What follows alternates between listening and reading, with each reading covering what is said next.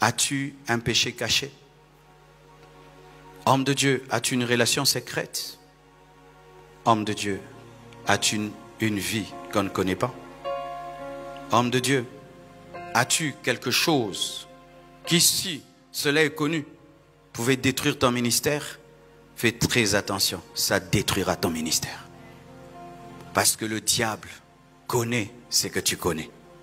Je répète, le diable connaît ce que tu connais. Jésus dit, le prince de ce monde vient, mais il n'y a rien de lui en moi. Quand le diable viendra contre ton ministère, il va chercher à activer ce qui est de lui en toi. Qu'il n'y ait rien du diable en toi.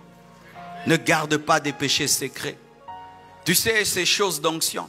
Tu peux être dans le péché et Dieu t'utilise puissamment. Samson était dans le péché, les miracles, les prodiges étaient là. Les miracles et les prodiges ne sont pas toujours le signe qu'on est en communion avec Dieu. C'est le signe de la grâce de Dieu. Tu peux bien prophétiser, bien prêcher, tu pries, tout le monde tombe, mais tu es dans le péché. Ne gardez pas des péchés secrets. N'ayez pas des péchés secrets. C'est pourquoi, cher pasteur, cherche un homme de Dieu à qui tu peux tout dire. Lorsque tu luttes avec un péché et tu n'arrives pas à l'abandonner, cherche un autre homme de Dieu que tu respectes. Dis-lui, aide-moi. Un jour, j'ai reçu un merveilleux prédicateur. C'est parmi les grands prédicateurs que je connais. Je lui ai cédé la chair. Il nous a prêché terriblement. Et lorsque je voulais le bénir, il m'a dit, homme de Dieu, je dois te dire la vérité. Quand il est venu prêcher chez nous, il avait une bande au niveau de la lèvre. Et quand je lui ai dit, qu'est-ce que tu as eu? Il a dit non, il s'était cogné. Mais quand je l'ai béni, il voulait partir. Il m'a dit, je dois te dire la vérité. On m'a tapé. Pourquoi?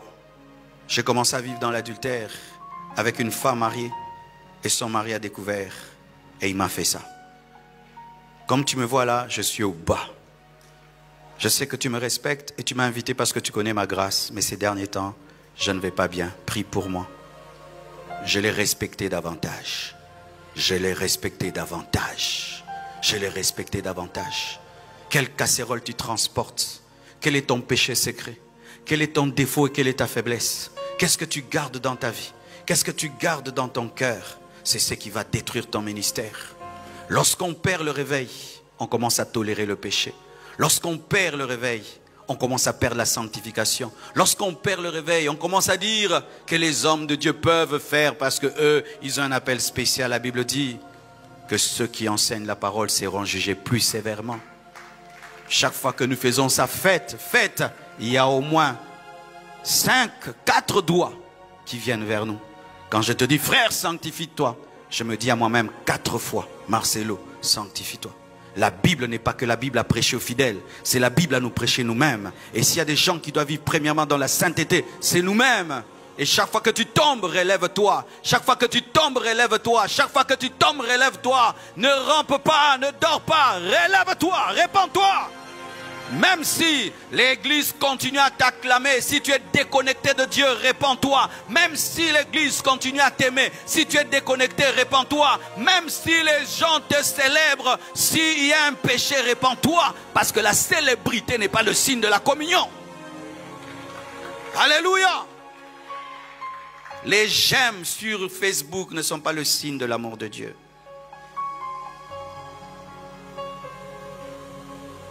Et cela conduit à l'hypocrisie. L'hypocrisie, en grec, c'est porter un masque. C'est-à-dire, tu dis des choses, mais tu vis le contraire.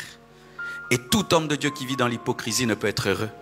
Parce que tu sais que tu es faux. Que tu es faux. Que tu dis des choses, tu fais des choses. Mais au-dedans, tu n'es pas ça.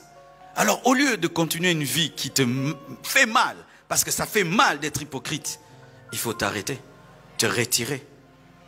J'aime les hommes de Dieu qui se suspendent eux-mêmes. Personne ne connaît leur péché.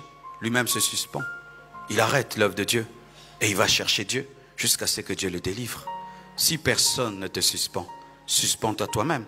Parce que quand tu vis dans le péché et tu passes sur la chair, tu salis l'église. Quand on offre la nourriture, même si la nourriture est propre, si l'assiette est sale, la nourriture devient sale.